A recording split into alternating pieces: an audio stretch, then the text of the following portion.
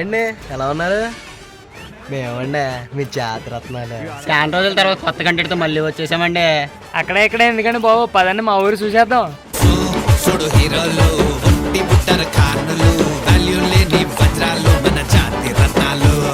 నేత మా శివయ్య దర్శనం చేపించేస్తా పదండి.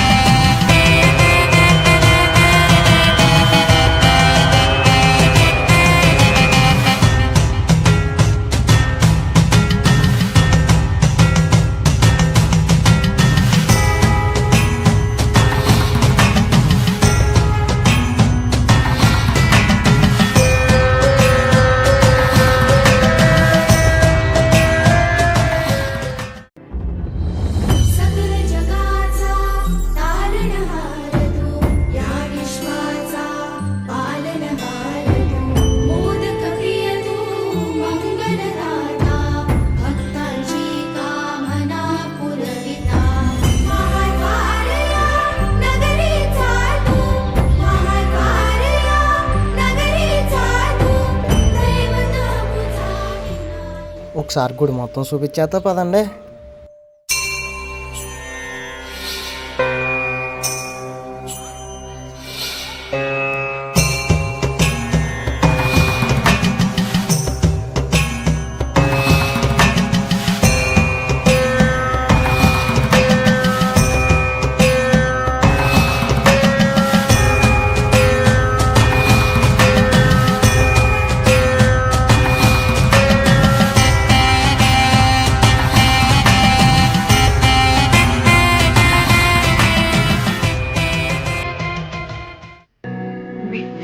దర్పణ దృశ్యమాననగరీ తుల్యం నిజాంతర్గతం పశ్యన్నాత్మని మాయయా బహిరివోద్భూతం యథా నిద్రయా యః సాక్షాత్ కురుతే ప్రబోధ సమయే స్వాత్మానమేవ.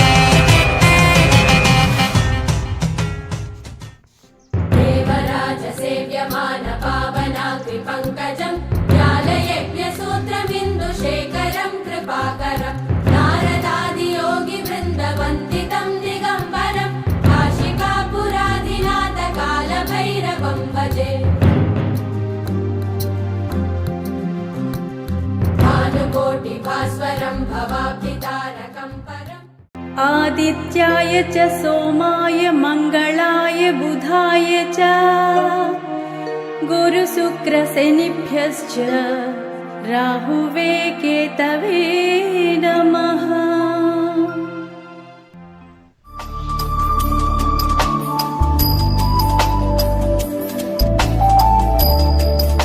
ఇదేనండి మా ఊరు అన్నదాన సత్రం. అన్నపూర్ణమ్మ వల్ల ఉన్నోడు లేనోడు అంటే భేదాలు ఉండవండి, అందరి కడుపులో నింపేస్తారు. ఆ పైన కనపడేదేనండి కళ్యాణ మండపం. ఆ రాముల దయ వల్ల ఇక్కడ ఎవరి పెళ్లి జరిగినా సరే చాలా సంతోషంగా ఉంటారండి.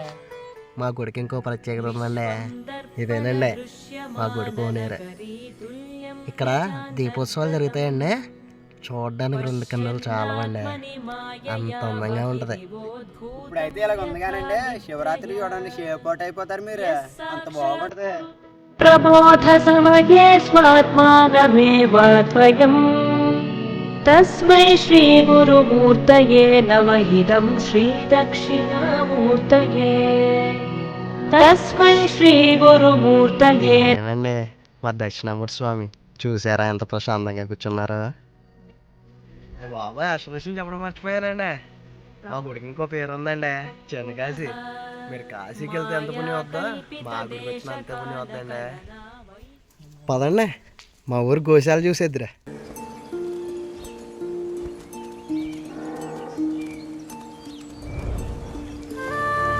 గోవు యొక్క పృష్ఠభాగంలో పూజ చేయడం, గోవు యొక్క మెడలో పూలహారాన్ని అలంకారం చెయ్యడం, గోశాల శుభ్రం చెయ్యడం, గోవుకి గ్రాసం అందించడం, గోశాల నిర్మాణంలో సహకారం చెయ్యడం, ఇవి సాధారణంగా దొరకమంటే దొరికేటటువంటి పుణ్యాలు కావు. ఎక్కడో పెద్దలు చేసుకున్నటువంటి పుణ్యం ఉంటే అటువంటి పుణ్యకార్యం చెయ్యాలనేటటువంటి స్థితి కలుగుతుంది. ఆ గోవు అంత శక్తివంతమైన ప్రాణి. చాగంటి వారి మాటలో విన్నాం కదండి గోవు యొక్క ప్రాముఖ్యత. మరి అలాంటి గోవులను మనందరం కాపాడుకోవాలండి. గుళ్ళో దేవుడికే కాదండి, అప్పుడప్పుడు ఇలాంటి మూగ చెవులకు కూడా సేవ చేసుకుందాం.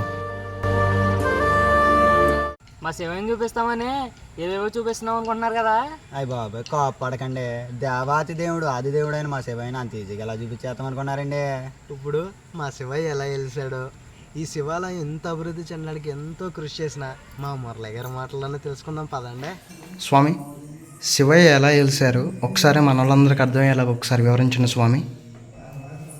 ఇక్కడ స్వామివారు పూర్వం ఒక భక్తులు కాశీ నుంచి స్వామివారిని శివలింగం తీసుకుని తూర్పు దేశం వైపు వెళ్తుండగా ఒకసారి మధ్యలో ఇక్కడ సేద తీరుతా ఇక్కడ ఆగారు. కాశీ నుంచి తీసుకెళ్ళారు. ఆగి స్వామివారిని ఒక తాటి త్వరలో ఉంచి ఆ రీతి అక్కడ నిద్రపోతే స్వామి తెల్లర్లు ఇచ్చి చూడగా స్వామి తాటి త్వరలో నుంచి కదలేదు. కదలకుండా ఆ రోజు రేత్రి స్వామివారు ఆ భక్తుల కళ్ళలోకి వచ్చి, నేను ఇక్కడే ఉంటాను, ఇక్కడ ఈ క్షేత్రం ఒక చిన్నకాశీగా వెలుగొందింది, కాశీకి రాలేని భక్తులు నన్ను ఇక్కడ దర్శించుకుంటే కాశీకి వచ్చిన ఫలితం దక్కుతుందని చెప్పి అంతర్ధానంగా ఉదయంలో ఇచ్చోడుగా స్వామివారు అక్కడ తాటితోరణలోంచి కదలేదు, ఎంత లేపినా లెగలేదు. ఇంకా ఆ భక్తులు గ్రామస్తులకి విన్నవించగా రాత్రి ఇలా స్వామి కళ్ళలోకి వచ్చారు, రాత్రి ఇక్కడ మేము సేవ తీరాము, ఈ పక్కన కోణంలో స్నానం చేసి రాత్రి పడుకున్నాము, పొద్దున్నే స్వామివారు లేచి చూడగా ఇట్లా కదలేదు, రాత్రి స్వామి కళ్ళలోకి వచ్చేలా చెప్పారని చెప్తే అప్పుడు గ్రామస్తులు చుట్టుపక్కల గ్రామస్తులు అందరూ కలిసి స్వామివారికి ఆ స్వామి ఉన్న ప్లేస్లోనే ఆలయం నిర్మించారు, స్వామిని కదపకుండా. ఇప్పుడు స్వామివారు స్వయంభూ ఇక్కడికి వచ్చి వెలిశారు. ఇంకా స్వామి అలాగే ఉండిపోతే ఇంకా అప్పటి నుంచి దేదీప్యమానంగా పూజలు అవి జరుగుతూ ఉన్నాయి. కొన్ని రోజులకు ఆలయం శిథిలం అయిపోయింది. రాళ్లతో ఉన్న ఆలయం శిథిలం అయిపోగా మళ్ళీ గ్రామస్తులందరూ కలిసి 96లో స్వామివారి ఆలయం మళ్ళీ పునఃప్రతిష్ఠ గావించారు. కానీ స్వామిని మార్చలేదు. అప్పుడు స్వామి అలాగే ఉన్నారు. ఇప్పుడు జ్యోతిలింగాలు ఉన్నాయి కదా స్వామి, అవి ఎలా వచ్చాయి, ఎలా తీసుకొచ్చారు? అవి జ్యోతిలింగాలు కాశీ నుంచి తర్వాత 2009లో స్వామి 2008లో ఇక్కడ స్వామి విశ్వేశ్వర స్వామి అన్నపూర్ణాదేవి ఫస్ట్ నుంచి ఉన్నారు. తర్వాత 2008లో విశాలాక్షి అమ్మవారి గుడి ప్రతిష్ఠ జరిగింది. ఎందుకంటే కాశీ విశ్వేశ్వర స్వామి అన్నపూర్ణాదేవి ఉన్నారు కదా, విశాలాక్షి అమ్మవారు కూడా ఉండాలని చెప్పి 2008లో ప్రతిష్ఠ జరిగింది. అనంతరం స్వామివారు భక్తులు కళ్ళలోకి వచ్చి సుబ్రహ్మణ్యేశ్వర స్వామి సంతాన సుబ్రహ్మణ్యేశ్వర స్వామిగా వెలిసారు. అప్పటి నుంచి ఆ స్వామి సుబ్రహ్మణ్యేశ్వర స్వామి జ్యోతిర్లింగాలు సంతాన సుబ్రహ్మణ్యేశ్వర స్వామి లోపల ఉన్నారు. జ్యోతిర్లింగ విశిష్టత 2009 నుంచి ఇక్కడ ఏర్పాటు చేయడం జరిగింది. కాశీ నుంచి జ్యోతిర్లింగాలు 12 జ్యోతిర్లింగాలు తీసుకొచ్చి నర్మద బాణాలు ప్రతిష్ఠ జరిగింది 2009. ఈ గ్రామానికి ఈ స్వామి వల్ల ఏంటంటే ఈ గ్రామం విశిష్టత పెరిగింది. ఎందుకంటే చిన్నకాశీ అనే పేరుగా ఈ గ్రామాన్ని మరో పేరుగా టీనర్సాపురాన్ని చిన్నకాశీగా పిలుస్తారు. ఆ విశిష్టత స్వామి వల్ల వచ్చింది ఇక్కడ ఈ గ్రామానికి. ఓం నమ శివాయ. ఓం నమ శివాయ. ఓం నమ శివాయ. హర మహాదేవ. శంభో శంకర. హర మహాదేవ. శంభో శంకర. హర మహాదేవ. శంభో శంకర.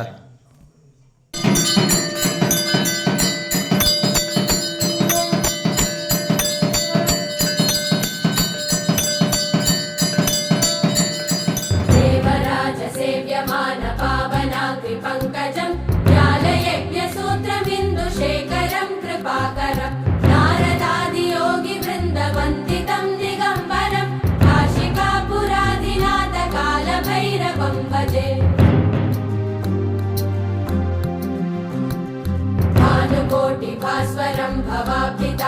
विद्यारकं परं नीलकण्ठवीक्षितार्थदायकं त्रिलोचनं कालकालमम्बुजाक्षमक्षशूलमक्ष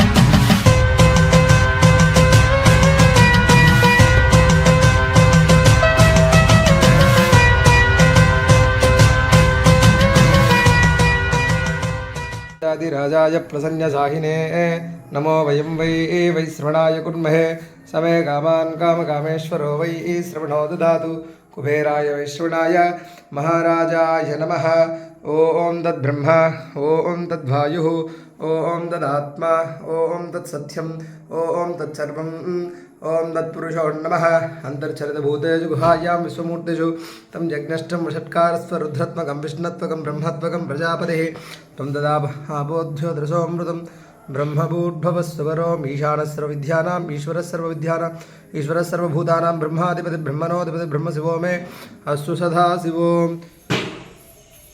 పదండి మా శివయ్య గురించి మరికొన్ని విషయాలు తెలుసుకుందాం. ప్రతి ఏటా శివరాత్రికి మా శివయ్య కళ్యాణం జరిగిద్దండి.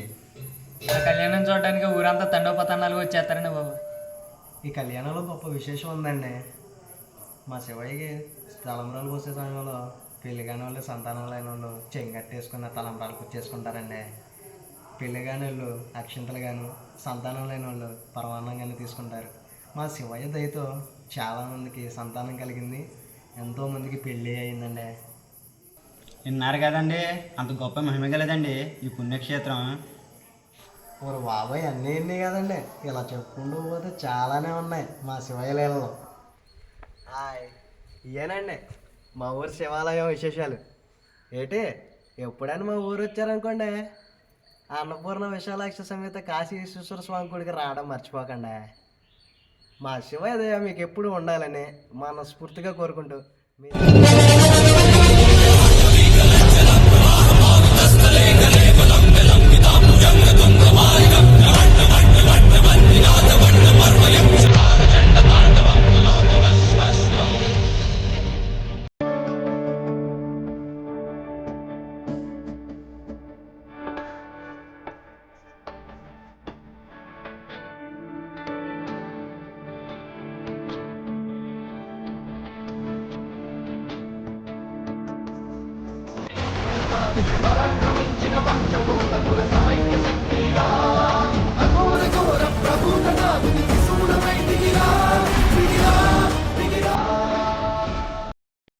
विश्वं दर्पणदृश्यमाननगरी तुल्यं निजान्तर्गतम् पश्यन्नात्मनि मायया बहिरिवोद्भूतं यथा निद्रया यः साक्षात् कुरुते प्रबोधसमये स्वात्मानमेवाद्वयम् तस्मै श्रीगुरुमूर्तये नमः इदं श्रीदक्षिणामूर्तये.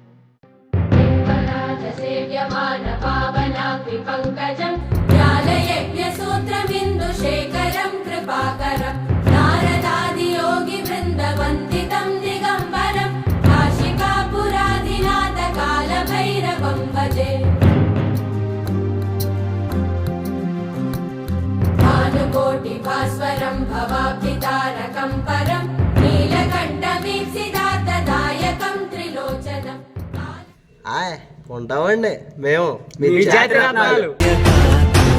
हे गजानन हे गजानन हे गजानन हे